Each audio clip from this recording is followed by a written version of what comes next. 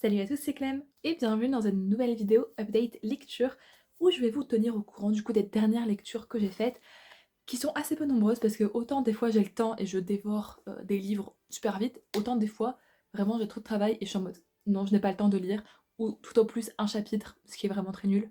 Donc il n'y aura pas un milliard de livres, mais là il faut savoir que j'ai deux lectures en cours parce que en fait, je me suis mal organisée, ce qui fait que j'ai une lecture en cours à ma maison ici et une lecture en cours à mon appart.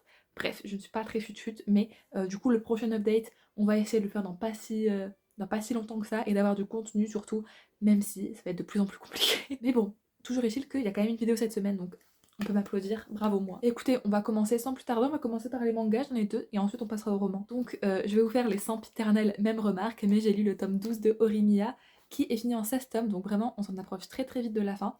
Je crois que le tome 13 sort bientôt, et peut-être le 14 il sort aussi fin d'année, ou peut-être début d'année prochaine, je ne sais pas. Mais dans l'histoire de Horimiya, on va suivre la vie d'un couple de lycéens, donc Ori et Miyamura, donc le développement de leur relation, mais aussi euh, leur développement dans la vie avec leurs amis, et du coup leurs amis ont aussi des romances et des problématiques secondaires bien à eux, ce qui fait qu'on s'attache vraiment à tout le monde et qu'on est intéressé. Donc il se passe pas grand chose de fou, mais c'est drôle, c'est sympa, c'est mignon, il n'y a pas non plus énormément de tomes, donc ça fait toujours très plaisir.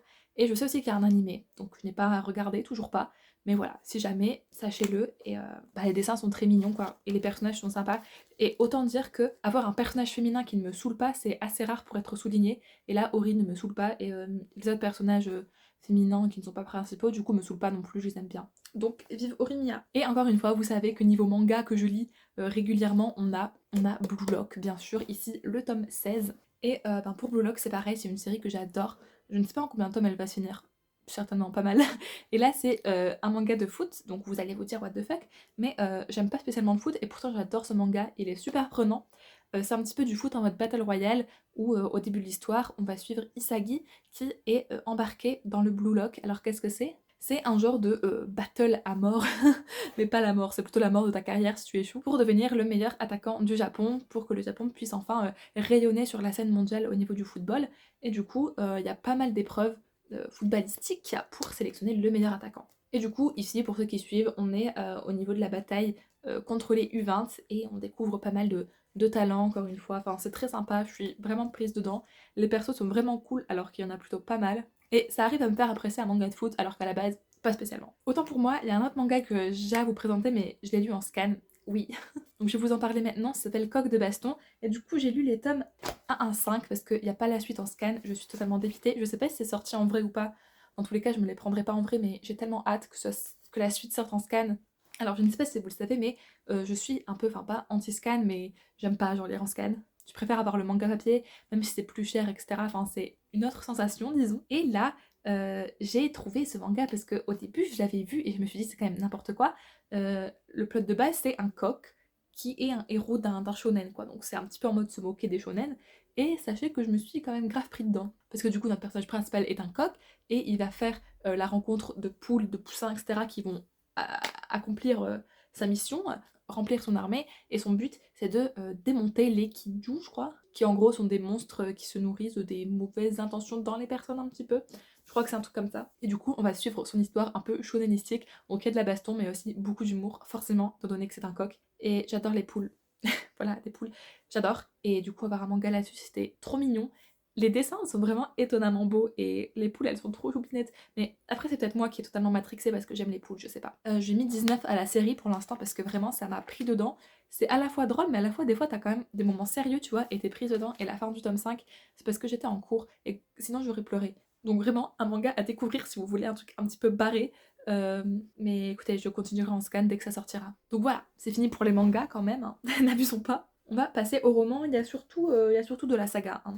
On va commencer par un truc qui est un petit peu gênant, un petit peu, je ne me rappelle plus, un petit peu de mon année collège au final. C'est MTR, menteuse drôlement râleuse de Cody Kepling, aux éditions Hachette Roman. Donc comme je vous dis, ça date de l'époque collège, début lycée, où j'avais pas mal de livres, et il y en a que j'avais pas lu, et je me dis des fois, vas-y, tape-toi un délire, c'est du young adulte très classico-classique, et c'est Mimi à lire, tu vois. Je lui ai mis 16, je crois, voilà, parce que c'était Mimi, et j'aime bien les trucs Mimi. Et dans cette histoire, on va suivre Sony, qui est une menteuse, elle ment, genre pour tout et rien, que ce soit des trucs pas importants, où vraiment il n'y a pas lieu de mentir, ou des trucs un peu plus importants, comme par exemple la fois où elle va se faire passer pour sa bestie bestouille, et parler à son ennemi, tu vois, en se faisant passer pour ennemi, sauf que elle va commencer à bien aimer son ennemi, sauf que du coup, ben, lui ne sait pas que c'est à Sony qu'il parle. Donc voilà, tout un petit quiproquo, etc., des embrouilles et une petite morale sur le mensonge. Bon, rien de bien fameux, vous vous doutez qu'au vu du résumé, c'est pas non plus un truc de fou, mais c'est sympa, ça se lit bien, c'est mimi, tu vois, enfin j'étais quand même bien dedans, même si on se dit que c'est quand même drôlement... genre c'est un peu infaisable de mentir à ce point-là, là-dessus, et que tout le monde... Enfin, je sais pas. Mais bon, c'est un livre, c'était sympa, je pense que c'est très bien si vous avez genre, je sais pas moi, 14 ans. Donc Slay. Ensuite, je vais vous parler d'un abandon que bah, du coup j'avais emprunté à la bibliothèque, Dieu merci.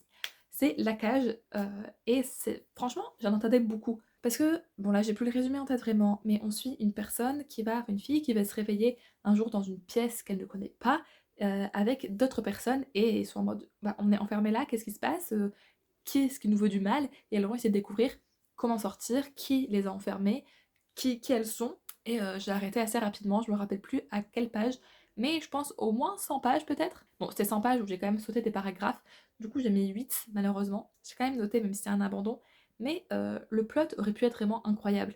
Mais j'ai trouvé ça super lent le début parce que, genre, on n'avançait pas, alors que le début il faut quand même te happer dans le truc, tu vois. Au début je me suis dit, bon bah voilà, c'est l'introduction, on présente un petit peu les personnages, l'endroit, mais j'avais l'impression qu'on n'avançait pas, et surtout que les personnages étaient mal écrits. Genre ils étaient pleins de clichés, et on ne démantelait pas vraiment les clichés parce que l'histoire n'avançait pas, donc on n'apprenait pas plus sur les personnages ou le lieu ou quoi. Donc j'ai pas du tout aimé. Alors qu'à la base, le résumé me tentait bien parce que j'aime bien ce genre de truc, mais ouais, non, ça l'a pas fait du tout avec moi. Et pourtant, je sais qu'il est très apprécié, donc pour que j'abandonne un livre, c'est quand même que ça m'a sacrément déplu, et là, ça m'a vraiment déplu. Je voulais pas perdre plus mon temps, donc heureusement que j'avais emprunté à la bibliothèque parce que un petit flop pour moi. On va parler d'une série qui n'a pas été un flop.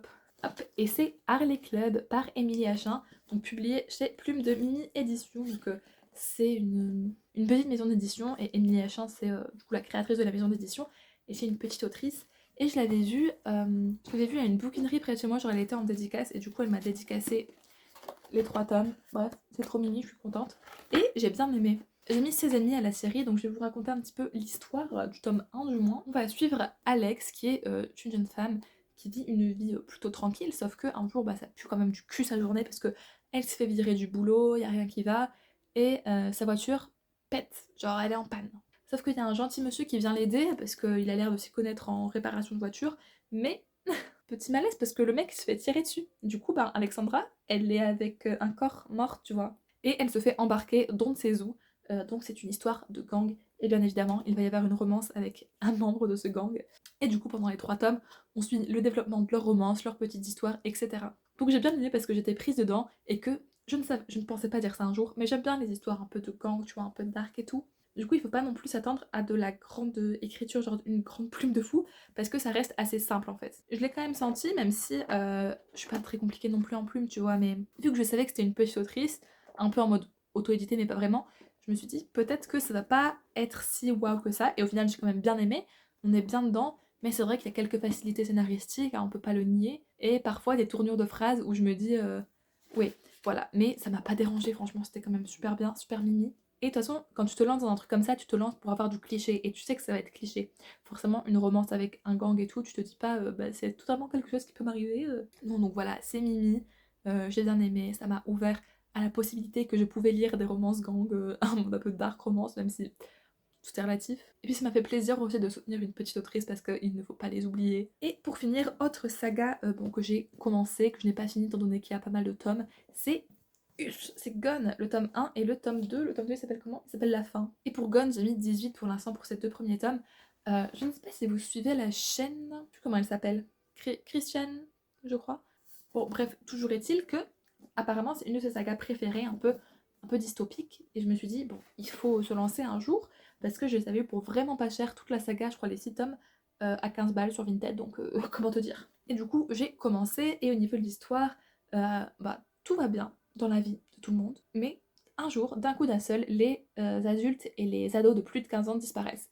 Donc les plus jeunes sont totalement livrés à eux-mêmes, et ils vont vite se rendre compte que c'est la merde en fait, parce que, hein, qui dit plus d'adultes, dit c'est vraiment la merde, ils doivent se démerder eux seuls. Et du coup, on va suivre Sam et Astrid, entre autres, hein, avec toute une panoplie de gens, qui vont se retrouver un petit peu à prendre en charge tous les enfants, et à essayer d'instaurer ben, une règle, enfin oui, genre une organisation un petit peu.